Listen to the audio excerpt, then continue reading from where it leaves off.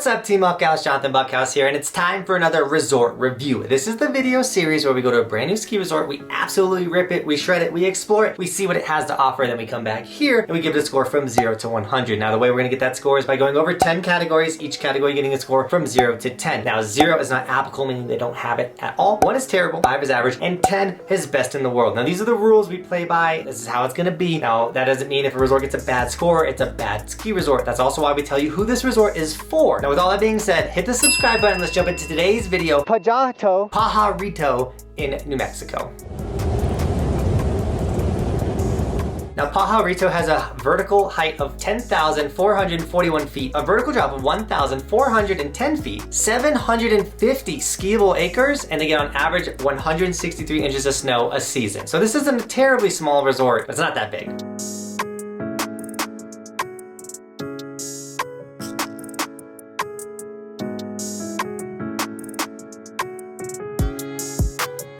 So how expensive, our first category, is it to ride at this ski resort? Well, Pajarito comes in at $59 for the day, which is actually a pretty awesome price. For 750 acres you can ski. So I gave them a 7 when it came to lift prices. I think it's a totally fair price. Now, lodging, you might want to stay at the resort, next to the resort, everything like that, and you can't. They get a 0 for lodging. Now, ease of access, how easy is it to get to Pajarito? And one, you're driving up to over 10,000 feet. So the road that we went up was pretty windy, kind of like switchbacky, everything like that. As well as Santa Fe is the biggest city nearby. It's an hour drive from there. There is a city at the bottom, I think it's called like Aguafe. Anyway, it might have an airport, a smaller one, so you can fly into there if possible, but Santa Fe is gonna be your biggest airport nearby. So when it came to ease of access, I gave them a 3. That windy road, if it did snow, would definitely give you a lot of problems.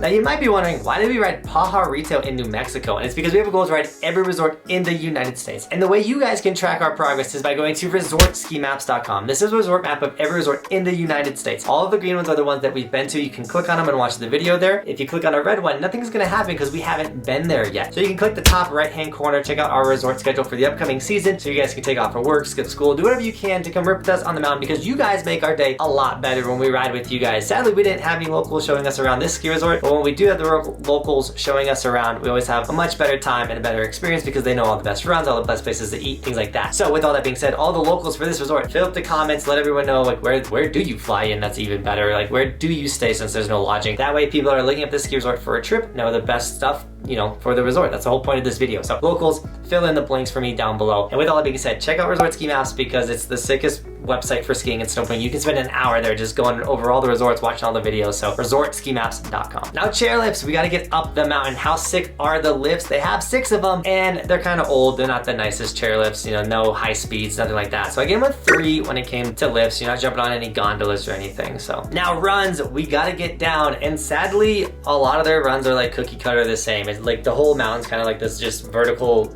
straight down. At least that's how it feels. If the snow is maybe better, you might be able to dip into the trees a bit, but overall it was just like straight down runs, some were steeper than others type of deal. So the runs did not wow me, so I gave them a 3 when it came to runs.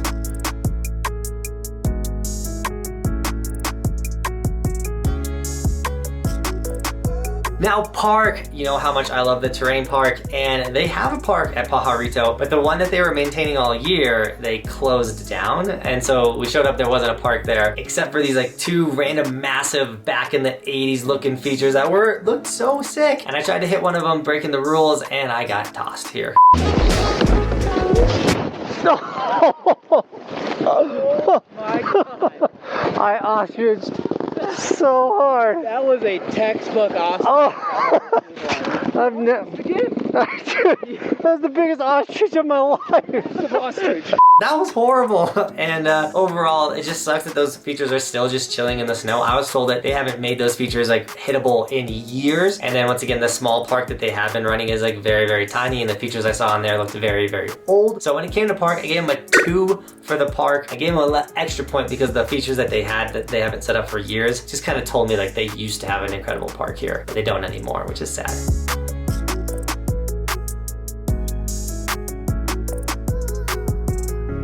Now, if you want to let everyone know you are part of Team Buckhouse, consider snagging an Evolution sticker. If you're a skier, we do have a ski version of all of our merch, guys. But if you snag a sticker or a shirt or a hat, whatever you do, it supports the dream. It's how we do this for a living. It's how we travel to all these ski resorts. As well as if you do snag any of it, tag me on my Instagram and I'll give you guys gear and sticker shout outs in the vlogs. But supporting the merch does support the dream, so thank you so much to everyone that has been snagging all of the Evolution stickers. You guys are incredible. The other sick part about you guys repping the stickers is I get to see you rocking down the mountain. It's a great way for me to say what's up to you rocking the sticker. Yo, little dude, that is a sick sticker. What's up? That's the sickest sticker. What's your name? Oh. Now food! You're gonna want to eat when you're on the mountain. We wanted to eat when we were on the mountain and the lodge was closed, sadly. But going online, but also everything I saw in person, it looked like it's just a traditional like ski resort, burgers, fries type deal. So I gave them a 5, an average when it came to food. Nothing incredibly special, nothing terrible.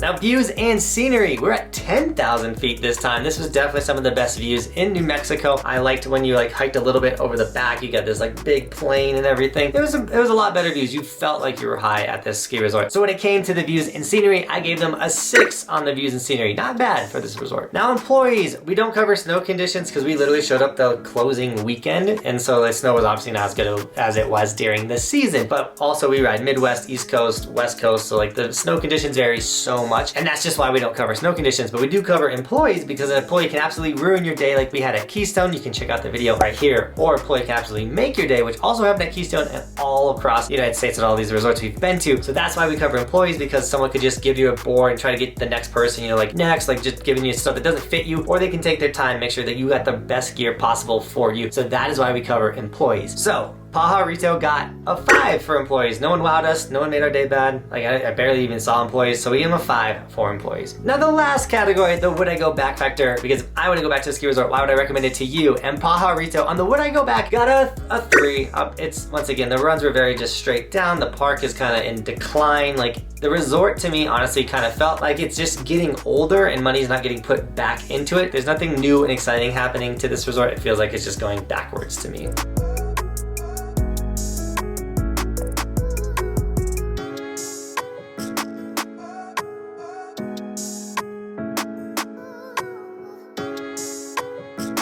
Now, if you're enjoying this video and you want to see any of the other resort review videos we've made, see if I reviewed your video, you can check out the resort review playlist or go back to resortskimaps.com. We do have a list of every resort that we've reviewed, so you can once again see how this resort compares to other resorts out there or who got the highest so far, things like that. So check out resortskimaps.com once again. So the score from 0 to 100, Pajarito got a smash like a 37, which is a pretty low score, but once again, it doesn't mean this resort is a bad resort. It just means that this resort is for skiers, is kind of who this resort felt like for. As a snowboarder, I just didn't feel very like snowboardy, and the park wasn't much, and so beginners and skiers, I don't know. I didn't vibe with this mountain too much. So with all that being said, Team Buckhouse, thank you so much for shredding with me today, and as always, thanks for watching. Keep evolving. We'll see you tomorrow with another video, because it is daily on this snowboard channel.